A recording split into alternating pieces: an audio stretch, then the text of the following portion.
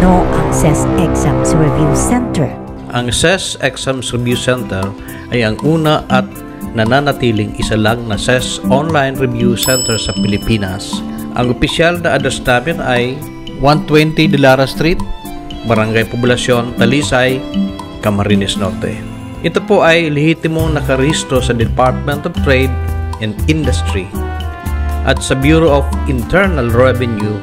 Ang SES Exams Review Center ang ginagamit naming pangalan sa mga social media sites para madaling maalala ng mga subscribers at followers.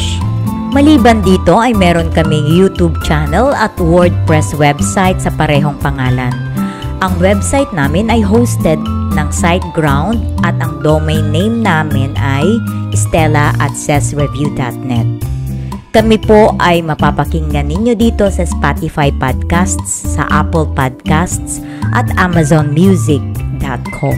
Pwede kaming tawagan sa 0945-530-2640 at padalhan ng email sa stellaalaurin123@gmail.com. Noong March 15, 2021 ay nag-launch kami ng SESWE Online Review Program. Ito din po ang unang online review program sa Pilipinas. Noong June 28, 2021, sumunod ang launching ng AC Online Review Program, the first and only AC Online Review Program sa bansa. Ito po ang pinaka-epektibong review package sa Pilipinas tungkol sa mga competencies na pinag-oobserbahan sa 5 madugong assessment exercises sa second stage ng SES eligibility process. On September 2, 2022, we launched the ebook How to Pass the Third and Fourth SES Stages. Ito po ang tutulong sa mga candidates natin sa last 2 remaining stages. Ang SES eligibility process ay isang proseso kung saan ang isang aplikante ay dadaan sa 4 na yugto ng pagsusuri kung siya ay karapat-dapat na maging government executive. Sa madaling sabi, ang hinahanap ng CESB ay isang aplikante na may management potential. Sa parehong usapin, kailangan ang isang coach ay isa rin na magaling na government executive o manager.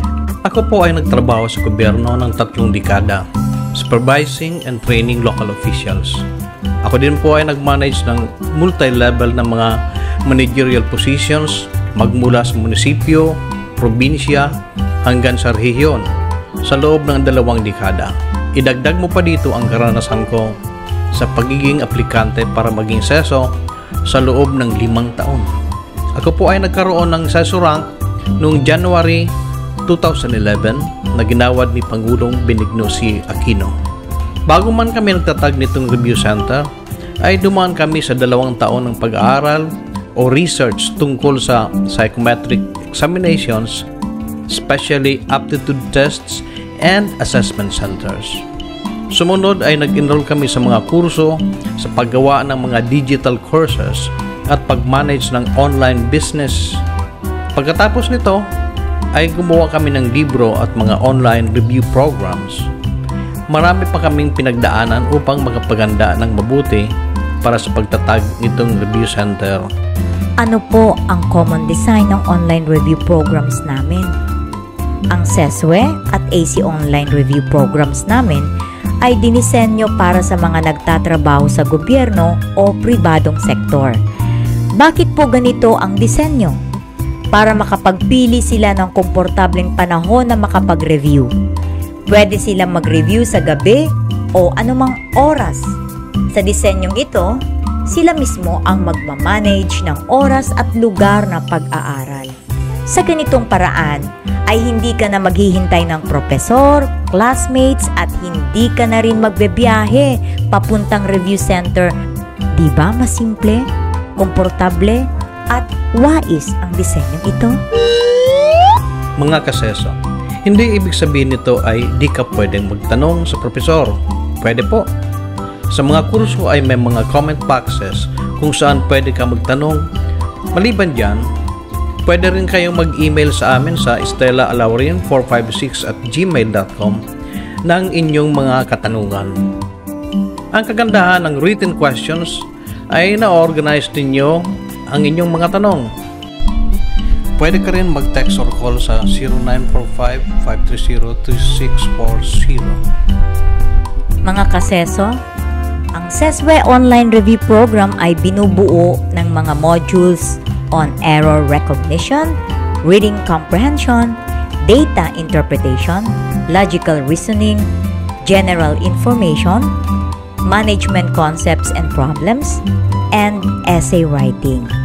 Ang strategic review process ninyo ay dadaan sa concept strategy application scheme. Ang enhanced AC Online Review Program ay may 4 na bahagi, namely behavioral setup, management review assessment center method study, at ang assessment exercises simulations. Ito po ang pinaka-strategic review strategy to pass the AC. Ito po ang resulta ng theoretical and experiential study na ginawa namin. Binuhos namin dito ang personal na karanasan. Sa kurso ay inyong matutunghayan ang mga tactical na mga proseso, templates, or forms na gagamitin ninyo para mapawaw ang mga assessors. Ako po ang coach ninyo, si Rene Laurin. Ako po ay produkto ng 2 seminaryo, ang St. Gregory the Great Seminary at ang Holy Rosary Seminary, na nakatulong sa aking basic formation and education process. Ako po ay nakapagtapos ng Bachelor of Laws sa University of Santo Tomas, Legazpi Campus. I joined the DILG in 1991 and availed of optional retirement in January of 2019 para makapag-focus sa ating review center. Ako naman po ay inyong co-presenter at business administrator ng SES Exams Review Center. Ako po ay nagtapos ng broadcast journalism sa Polytechnic University of the Philippines.